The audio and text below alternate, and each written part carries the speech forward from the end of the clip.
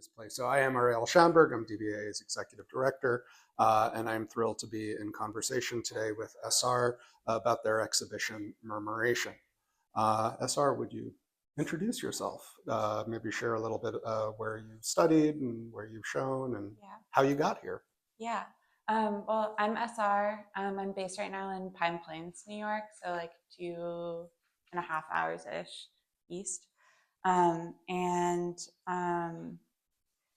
Yeah, I went to undergrad at Oberlin College where I first studied paper making, and that kind of dictated my pathway, like in and out of various artist organizations, and eventually brought me to the Penland School of Craft, where I did a fellowship and then was one of the studio managers there. Um, and I ended up getting really focused on studying sculpture and different material processes while I was working there, and kind of made a little bit of a shift. Instead of being like all in on making paper all the time, I ended up focusing on metalworking, which I continued in my graduate studies. I ended up going to Yale for sculpture, and yeah, I don't know. I guess that's kind of my like bio synopsis. I didn't know that about the paper making, and Yeah. having seen you, and we'll get to this a little later, but having seen you make one of the layers here, it reminded me of watching people kind of working with a paper mold. And I've known artists who've worked with like kudzu and done different weaving and whatnot. And that will tell us so much about why you're interested in process, because paper making is such a multi-step, multi-layered process. Totally. And when I was at Penland, I was also studying. The first class that I took as a part of my fellowship before I became a studio manager was a weaving class. And so we were doing initially tapestry and then floor loom weaving. And so I think I've really kind of like picked up on these different material processes and sort of threaded them together as like a means to make sculpture. So Penland, an amazing place for craft and pushing craft. Is there a vein, is there a tradition within art making? Do you consider yourself a conceptual artist, a minimalist? Do you forego those themes? I feel like I think of myself as someone who makes sculpture through whatever sort of process that like a thought or an idea or a thing that I want to communicate necessitates. And often that brings me back to these kind of like craft processes like weaving, and I've been doing a lot of manual machining of metal recently, and then also this like 12 years of making and teaching paper making. But I don't know if I like really feel like I have the chops yet to be like I'm a minimalist or like but somewhere between like concept and material, or maybe the place where like listening to a material is and letting a material do what it wants to do is like the only way to communicate an idea. Love that. And again, going back to the paper making, seeing these in their unformed state, they're very fibrous. Yeah. So, which is pretty incredible. To connect that to a more organic process of paper making versus the industrial material that you're using here. What's your origin story? When did you know you were going to be an artist? Or how did that come about? Well, I've always, my dad painted the whole time I was growing up, just like at our kitchen table. Usually the things that he was just seeing right outside of the window, and he would like repaint the same side of like a brick wall or something over and over again. And then because of his practice, there are always like paints and markers and pencils and things like that around. So I felt very encouraged by him. And then I went to college, and it was a liberal arts school, and I thought that I was going to like take some art classes and then study comparative American studies, and I ended up being like an art major who took some comparative American studies classes. And I had a print professor who was Christina Pabas. She's an amazing artist, super supportive, and was like, if there's anything else you feel like you could do or like want to do, like you should probably do that. I like think of, like instead of doing this. And so I think I think about that a lot because this was like the only thing I felt like it was like what I wanted or needed to do. So I think it was kind of like that moment with her when I was like 20, where she was like, "You sure you don't want to like study neuroscience from like a professional artist, you know?" And I was like, "Okay, I guess not." So we need to be challenged. Yeah. I remember I had a professor who looked at me during a crit and said, "What the fuck are you doing here?" And I spent the rest of the semester asking myself that question. And by the end of the semester, he's like, "Good, you know, made its dent." And I think we need to know what to be prepared for when making this choice. Totally. So it sounds like you're by far the major influence on you as a young artist was your father. Yeah, in You know, ways, I think yeah. that was your first introduction, at least, to somebody committed to a practice. And Yeah, and someone who was just like, yeah, this is like something that's worth doing. I mean, he's not like a professional artist. Like he doesn't show his should we work, introduce but Ryan from Rough Grouse to him? I mean, he's always looking for outsider honestly, artists. I feel like it's like he's just turned 70, and I keep thinking like, okay, it's like time for him to like do like a big show of like all of these. Yeah, he'll like paint the same, just I feel like you described it really well the other day of like he has just is painting this Japanese maple tree right now, and it's like this he does it every season. It takes him like months to do each one, and each one is just like slightly different, and is kind of like capturing something about the time of year and like the light outside this one window in relation to it. I wish I could just give a talk about his work instead. But I am like, yeah, he should have a show. I feel like that's something I want for him in his 70th year of life. You could curate it. Yeah, that'd be cool. I mean, it sounds very Monet-esque in terms of revisiting the same subject, maybe not in style, but yeah, you know, capturing the transformation of the same place framed. But yeah, I think the main influence from him was like to look closely at things and to look at them over and over again. And also, yeah, that it's like worth your time to try to represent like something that you're seeing in some way. Beautiful.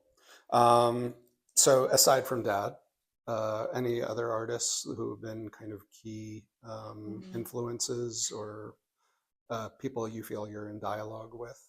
Well, it's really funny. On this piece of paper, it says Robert Irwin ? I don't know if you wrote that or Tanner. That is Tanner. That is Credit Tanner, to Tanner. but it's really funny because I like went through. I am like really interested in his Robert Irwin's work, and like read this past fall that book. Seeing is forgetting the name of the thing one sees. I think that's the title. That's like his biography. And so I have felt really influenced like as of late by him. But I think when I was younger, seeing the works of like Zarina does all these like incredible cast paper and like woodblock prints, or like Dohosa, or like Doris Salcedo, like those like artists. I feel like I saw their work as like a young person and was like, holy shit, like why does anybody ever need to make anything else ever like ever again? Like these are so incredible. And so I think I really like hold that with me. Still all people working really intimately like with material and materiality and making sculpture. And then Robert Irwin is like working with light in a way and like a sensitivity to space. It's funny, I like went to Dia Beacon as also like a maybe like 23-year-old or something, and was like really fixated on the like way that all the galleries were lit. And then I didn't find out until this like past fall, like 10 years later, that like that was like Robert Irwin's like design. One of his like contributions to the museum was that interaction with light. And I was, yeah, I'm still kind of like sitting with that in this next chapter. And the original intention was only daylight. Yeah. For Dia Beacon, that and for it to have hours that were in relation to the daylight. Exactly. Right? Yeah. So I know for me, when I look at these pieces, I think, and this is maybe just corollary association, but an artist like Felix Gonzalez Torres, Totally, you yeah. know, we don't want, you can't come and take these layers. They have to stay, as opposed to his work where it is about taking the sheet of paper or the bottle rocket lollipop or whatnot. But there is that just kind of the solemnness of a stack, the way it becomes, the individual layers become a greater whole. And like a sense of, I think a lot about like an accumulation of like, whether it's like material or like emotions or like experiences that in a lot of ways are like getting at some sense of like personhood or like contribution or loss and things like that. Yeah, I really love his work as well. Talk a little bit about repetition, you know, and the way that the work highlights, you know, reflection and has soft edges and yet has hard components to it. As Tanner put, and I want to quote this right, perhaps you stop and like to smell the roses. Tell us a little bit more about how your art practice is today. Yeah.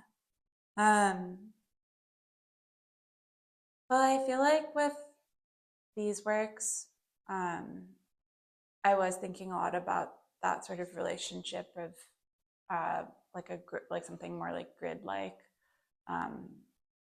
and then this more sort of like organic organizing principle, like the Starling murmurations.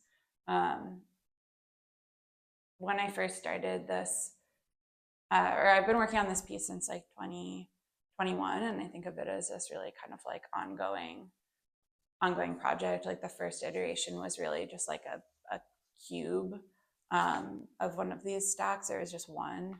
And then I was driving out to New Mexico for a residency and saw this like incredible like starling murmurations. Have you all seen those before? It's like this like cluster of birds that are all like moving in these like twisting clouds.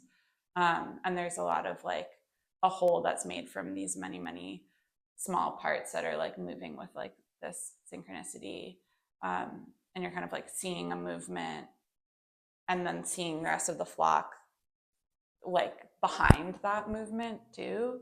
And so I really wanted to be able to like capture something about that sense of like repetition or like one movement also informing another movement. So like the way that these pieces are built is that I'm like making all the springs and then I'm tying the springs together like the way that they're I don't know if any of you have seen like the inside of like an upholstered chair, like the like fortunately or unfortunately maybe but that kind of grid. And so that's how like each one of these pieces is like made from these stacked panels of these tied grids like that. And so one of them goes down and then the next one is like laying in relation to the one that's below it. And then the next one's going to lay in relation to the ones below that. And so it's like there's this sense of like movement that's like being dictated by like by each motion. I sort of got away from what your question was. I think you were asking about repetition and like soft edges. Wow, I really went far away from that. It's okay. Totally. But, yeah, I guess I was like really curious about this sense of like a whole made from many parts and all of those parts having some sort of like influence on each other. And like what it would mean to like build a system like that. And just how what we often think as mathematical engineered systems can actually is found and represented in organic environments, like the starlings and their murmurations, or just the way schools of fish can move, or colonies of ants that they can, these things that look, the bees honeycomb, you know, are perfect mathematical equations, but they have organic origins and sources. Totally. Or how like, you know, a grid stacked on top of itself like over and over again actually ends up being this kind of like craggly, like edgeless thing. Like, like that type of layering, sort of like losing a singular reason or something. Giacometti's drawings and paintings just suddenly came to my mind, just the way he would repeat lines and grids and create kind of almost a sound, a pulsing sound by layering those grids and those lines over and over again, which I think you'll all have to come back into the gallery when it's empty and there's no chairs, because there's really just a solemnness to the space in the way the pieces occupy it. And then even things like the way the light fixtures, and the hum that they do kind of creates in this space. It's really quite special. Let's shift gears and just be wonderful to hear how you operate as an artist, as a professional artist, and how the different things like residencies and teaching and being a studio assistant weave into your practice and sustain your practice. Yeah, I mean, I'm definitely not supporting myself selling my sculptures at this point in my life, probably ever. But I do a lot of different types of work. I do a lot of art handling, so like installing shows and like moving around other artists' work. I've also done a lot of like fabrication for other artists, which can be really fun to get into that like problem solving part. Like I love making things, and so it's nice to kind of sometimes remove the pressure of it having to be able to communicate or not successfully communicating an idea that I'm having, and get to just like use my hands and like make things. And I do a lot of teaching. So mostly I teach paper making. I've done that at Penland. And most recently I was at the Yucca Valley Material Lab, which is out in Joshua Tree in California. And so I kind of piece things together like that. And then have also been doing a lot of like residencies and fellowships for the last 2 years, as I've really supported my practice. I'm going in a couple weeks out to Omaha to the Bemis Center to do a residency there, for example. But yeah, I've always kind of pieced things together between that. Also, I like sometimes I bartend or like do catering jobs and stuff like that.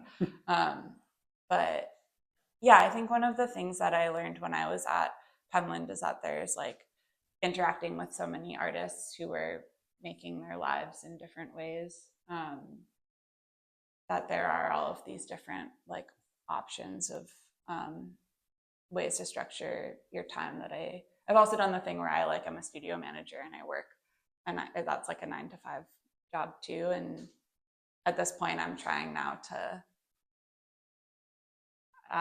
give a little bit like less of my time and energy to a job in that way, and then have my job of being in the studio. Well, yeah. It was watching you make the layer that you were working on, I think it's in the middle piece. It's such a meditative process, and hard to imagine being able to like get into that space with then all the other demands. So it seems like residencies and being able to carve out your own time is really valuable. Totally. We featured in the hallway a wonderful quote from your statement. I was wondering if you could read it and break it down for us a little bit in terms of what, how it works within the show and what themes it brings out for us before we come into this space. Totally. I'll just start by reading it.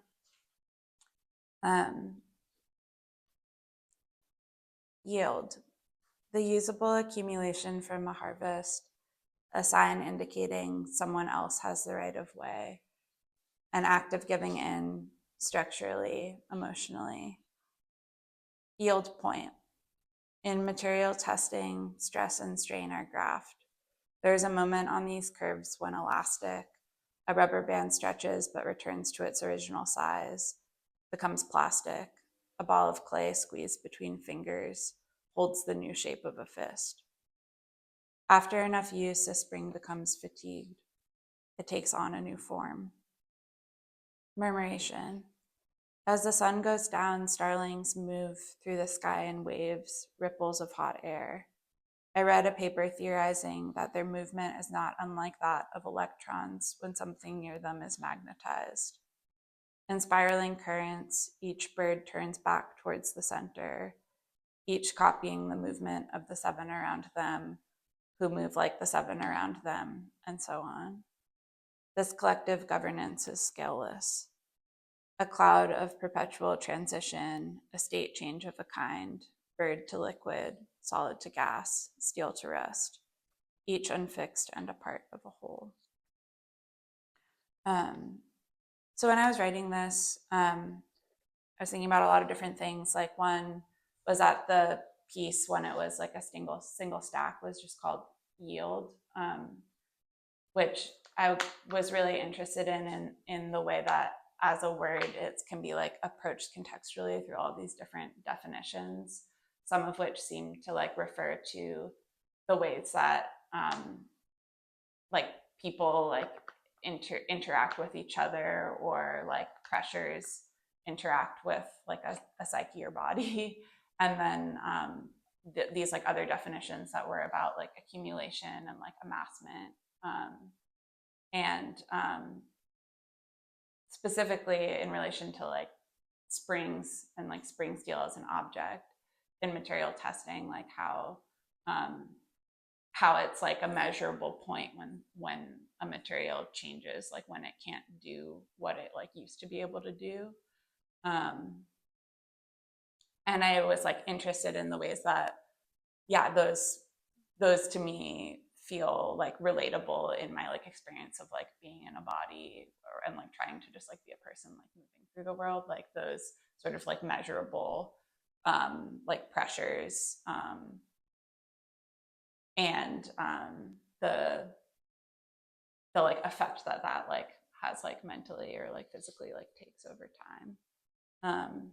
And then like as I kept working on this piece, I started thinking more about those like starling murmurations. And then as I sort of like shifted and kept going with the process, that became this like other aspect that I wanted to like bring into the conversation about all of these like singular pieces being able to affect each other. And so like in this statement, I guess I was trying to kind of give that like sweeping overview of like where something started, and then also like where it's going. And in this work, like it's made through these individual like panels and modules that like can come together in all of these different ways. So this whole thing can be like taken apart into like all of these smaller stacks. And I guess that's where I'm thinking of the work as going, as being like a something continual that's going to like take these different forms depending on like where it ends up, and like also how like my relationship to it shifts over time. So I was hoping that all of that writing was going to introduce and share some of those like varying ideas. I love the idea that the piece was originally a single stack, and that for you as the artist, it pushes back at you as it accumulates, and it becomes a different piece from what you initially conceived. And with each time that you present it, I think it's possibly evident with this piece most that the coils and the springs start to unravel and become almost root-like to the piece. Can you talk a little bit about how the piece itself, as it transforms, your understanding of it transforms, and maybe how's that is sparking new ideas? Yeah, so you can kind of see it at the bottom of each of the piles, but yeah, definitely most dramatically here.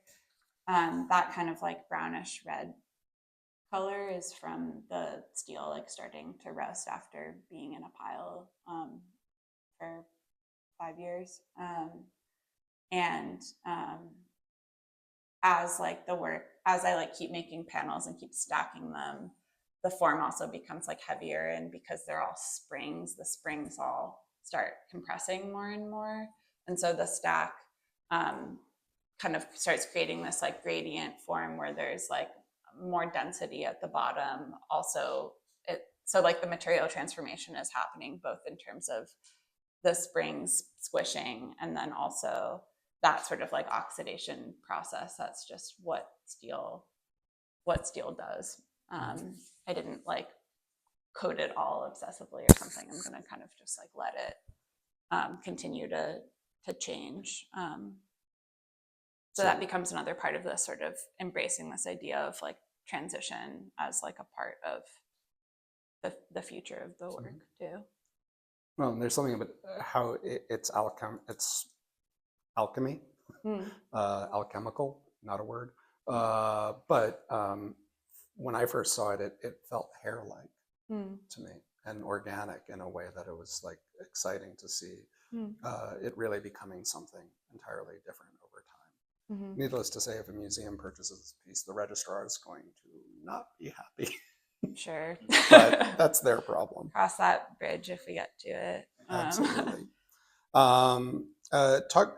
This is, for our standard show, rather dramatically minimalist as an installation, which I think personally, and I know Tanner is incredibly excited by it, with just 3 pieces in the show and so much emphasis around the negative space of them. Could you talk a little bit about how maybe this appearance here at DVAA is different or similar to how you've installed it and utilized the exhibition space as a forum for this work? Yeah. Well, I think in the like original version was just like the one stack in an empty room. So in theory, this is more crowded than it was initially. Now there's 3 of them. But I actually wonder if this is like a way to kind of circle back to the smelling the roses question that I didn't fully answer. Where, I don't know, I just like think that in some ways maybe these like works for me like speak to this like obsessive like amassment or like need to keep like working and working and working on something. Like you have to keep making more and more panels, but every time you like add a panel, it actually like makes what you like, the weight of it actually makes this work like sink as much as it makes it rise. And so this like kind of accumulation,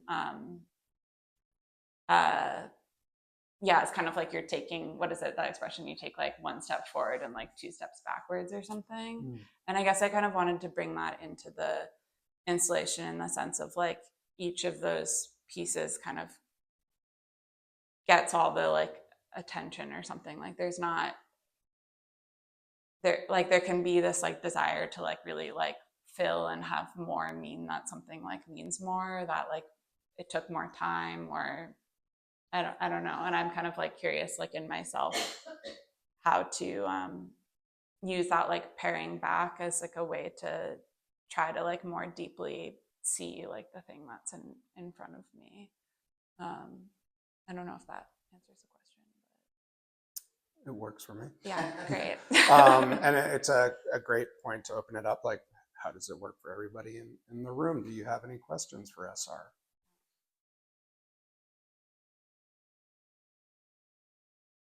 I made 2 panels here during install.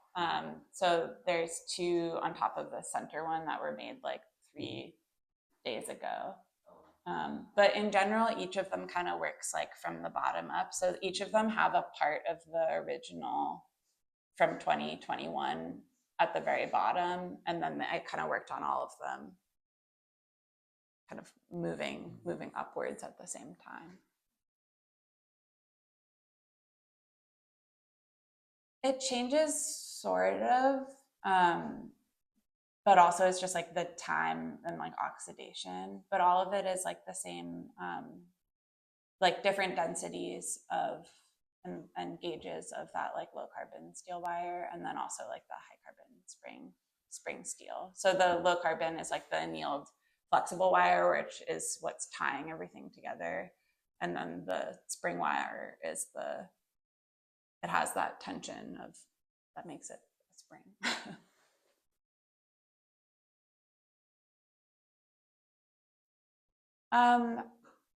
I have broken them down into like panels that were about like this big, like the seat of a chair, and then packaged like each of those stacks, and would have maybe like 30 of those stacks. This time, I like packaged them in cardboard as each of the 3 piles, just for like expediency of installation. But yeah, they can all kind of come apart into these like much smaller modules.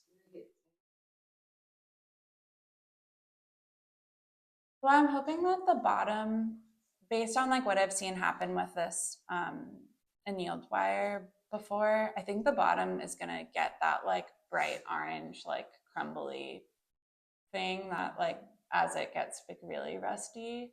And I'm hoping by that point the bottom is like so compressed and tangled that it'll still have like enough structure to hold together, even though parts of the wire will probably like dissolve because it's so thin, basically. And so I guess I'm like interested in that being another kind of like marker of time and change and like, yeah, in that like color palette.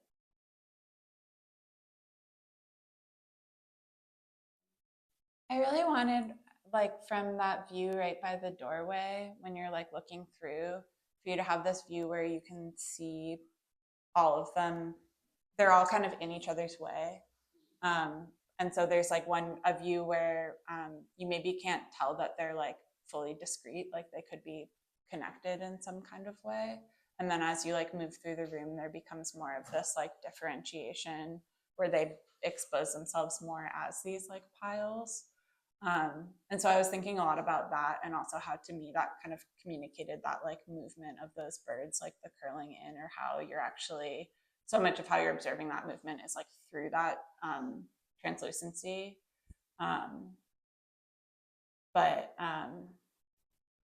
Yeah, so that's how I was like thinking of it. I think I liked the idea of there being like two that like won't allow you to walk through them, and then there being like a place where like you could in theory like walk all the way around.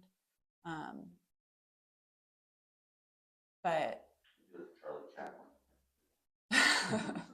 they would probably like cacti or like nettles or something, like really grab onto you try to do that.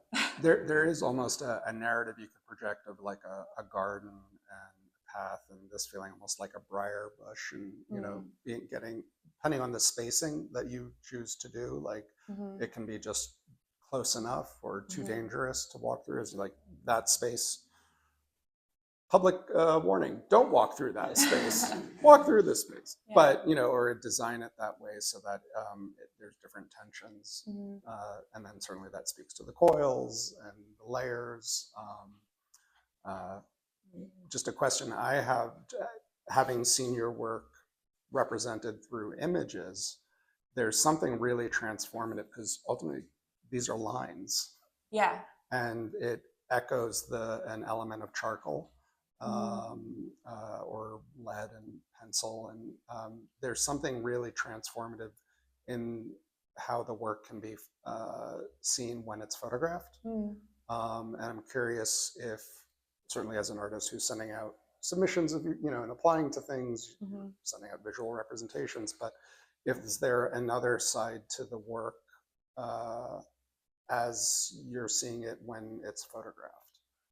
Well, yeah, I mean, I think there's like parts of it where, because it's all made to be able to change, like the image of it becomes so key to its existence. Like, because at that moment in time. Yeah, because like if I pack these up, like it'll never look. It's never going to look exactly the same.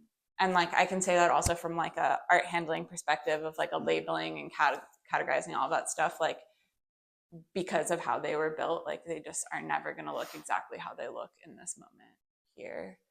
And so like even when they're in my studio, I like measured the height, and then like months later the height is different because they're like start like sagging or whatever. There's not like another internal structure. So in some ways a photograph of sculpture installation is always kind of like proof that that happened, or like a way of like remembering that something happened. But I think to me it like holds there's another layer of that too, because yeah, it just can't actually, it's like not going to exist in that form ever again.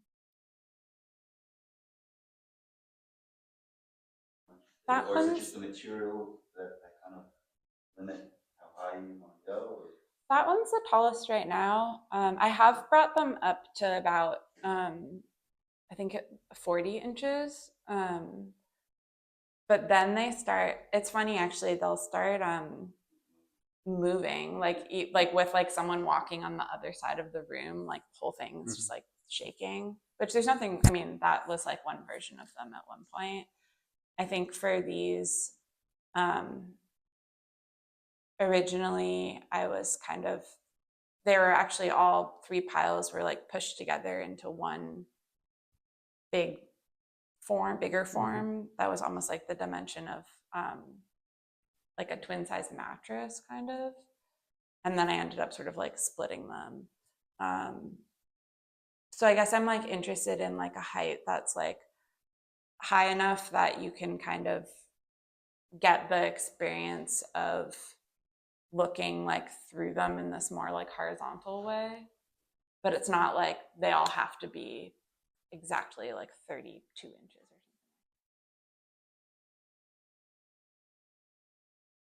I don't know. I think a lot about how much labor is in so many things. Like I can like feel the labor of me making every spring and tying all of them. But there was also like a ton of labor that went into that mattress that was on like the one that's been like discarded. Like that material was like mined and like melted down and like drawn out into wire and then like turned, you know what I mean? And so like I think maybe there's something about trying to like see or understand the like work that like goes into all of these things that could also just like so easily be kind of thrown away, which maybe also like brings back to this idea of wanting to make sculpture that has this like longness of like life where they're like allowed to change over time and like continue to like exist, when like in the art like so much stuff just gets thrown out. Like I've thrown out things that I've made, and also in like my line of work there's so much material waste too. And so thinking about like what's another relationship to like objecthood in that way. I don't know if that totally answers your question, but I think there's like something about like labor and like the sort of like and like human cost and like manufacturing too that like comes into that. It's the phrase that comes to my mind is industrialized handmade labor. Yeah. So it's like by bringing it into this context of something that we think of as machine, you know, and engineered, and then it's like, nope, the hand's going to do it, as opposed to, you know, at some kind of mechanical production line. But there's always people involved, even when it's a mechanical production line too. Yeah. It's not in our head. Yeah, but I guess maybe that's kind of like the thing that I keep coming back to is like, yeah, there is this like, yeah, human cost and like a sense of touch. Like, I don't know if any of you have had like the experience of like, you've like gone through like so many bolts, like thousands of them, and they all look exactly the same. And then you find the one where it's actually 2 are fused together, or like the head wasn't like fully cut in the right like star pattern or something. And to me, that's this like very kind of like human moment. Like this got through like quality control, or like the machine went down and this one came through, whatever. Like there's and I mean, I feel like I have that experience in just like unspooling like thousands of feet of wire. You get to a point where actually in some of the spools, it's not continuous anymore. Like it's been like tied together and then it keeps going because there was like a breakage or something happened, or that was the end of that ingot or whatever. There's a great photographic project that I included in a show once that was all the paper bags that this photographer was getting when he got his pizza at a local pizzeria in the city. For a long time, they don't do it anymore, but bags used to be inspected, and the inspector put their stamp on it and their name was on it. So each bag was inspected by an individual. So it really was this portrait of invisible labor that they were trying to capture and represent. Totally. It was enhanced by the various statements of their lunch or whatever they had. Yeah, that's interesting. I don't know. It's a funny thing. I also always want to touch stuff in museums and galleries, and you're really not supposed to. I don't think I have like strong feeling either way. Touch with caution. Try not to disturb how it is right now. There's a funny thing in like working in metal shops. It's like some people I feel like are called like greasers and some are like rusters. Like some people, like the oils from their hands have a tendency to make metal rust more quickly than it does otherwise. And so I am kind of curious also, like if people started touching it, is there going to be like a little spot of rust that like blooms in some way, sort of seemingly out of sync with the timeline of the rest of it?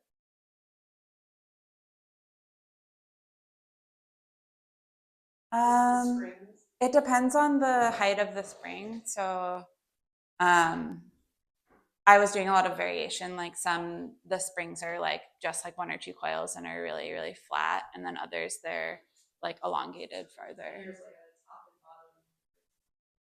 Yeah, so they're like, I'm like, I wonder if I can separate one without pausing. It's like if everyone's looking at me, it's not gonna it's not gonna want to come free. There you go. So they're like, so it's like woven from the top and the bottom in both directions so that it has that like stability. And so this one is sort of like medium density. And then there's ones that are like much more spread out. And then there's like others like here where you can see like they're basically so tight together that they're all like touching each other. And so that was kind of what I was talking about with like the different densities. Well, thank you. Thank you so much. We're also grateful for the opportunity to be able to present murmurations here. So thank you all for being here. Thank you, SR. Yeah, thank you for being here.